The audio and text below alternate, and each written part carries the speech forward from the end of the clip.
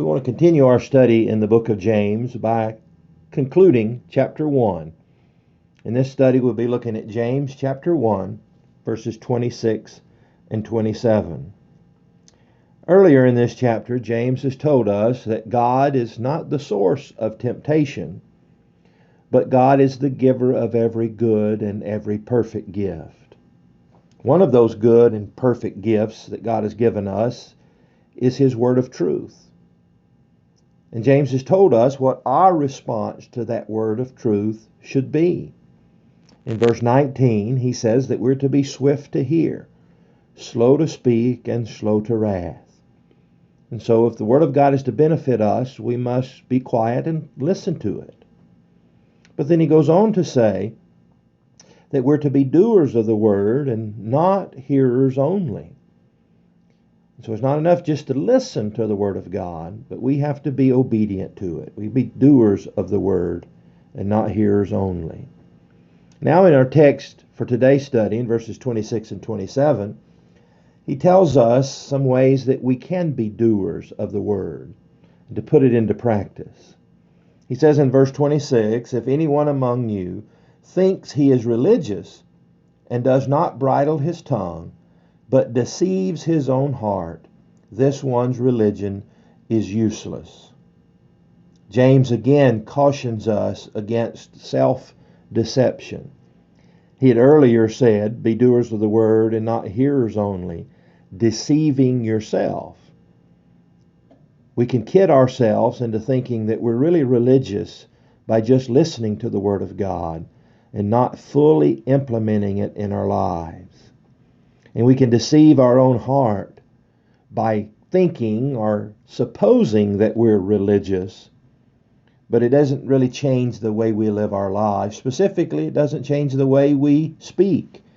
If we do not bridle our tongue, the Bible is concerned with what we say and how we use our tongues to either glorify God, bless our fellow man, or by improperly using them.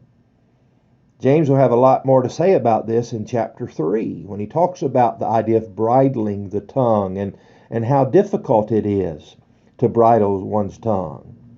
But here in this text, he says that if you're truly going to be religious, not deceiving yourselves, but truly service-oriented toward God, that you will bridle your tongue. Otherwise, your religion is useless. Useless, or some translations say vain. That means it's not going to accomplish what we think it's going to accomplish or what we intend it to accomplish.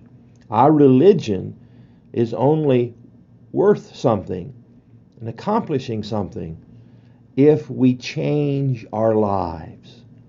And one of the ways that we change our lives is we change our speech. Our speech, the things that we say, should glorify God. Another way we put our religion into practice, that we're a doer of the word and not a hearer only, is found in verse 27.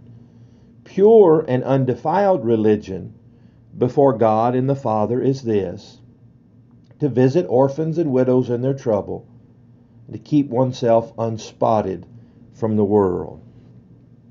So rather than vain or useless religion, he tells us that we can have a pure and undefiled religion.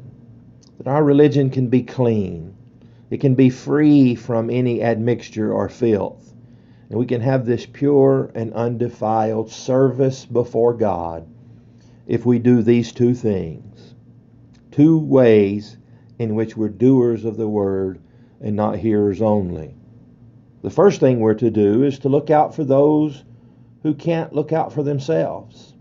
To visit the orphans and the widows. The word visit here means not just simply a social call, but the idea of going to see to the needs of someone. To see to the needs of those who are in trouble, those orphans and widows, and even others who cannot do for themselves. That's one way in which our religion becomes pure and undefiled, that it becomes worth something, and one way in which we become doers of the word. And then We're to keep ourselves unspotted from the world. We understand that if our religion is to be beneficial to us at all, it's going to have to transform our lives. We hear the Word of God, we receive it, we implant it in our hearts, and then we become doers of the Word and continue in our obedience to God. And one way we do that is by being unspotted from the world. What a challenge in this world, and the sin, and as he had stated in verse 21, the filthiness and the overflow of wickedness that's in this world. What a challenge to be practicers of the Word of God and to keep ourselves unspotted from the world. This is how our religion can become pure and undefiled, and how we can be doers of the Word and not hearers only. Thank you for joining us in our study. We look forward to moving into chapter 2 of the book of James next time.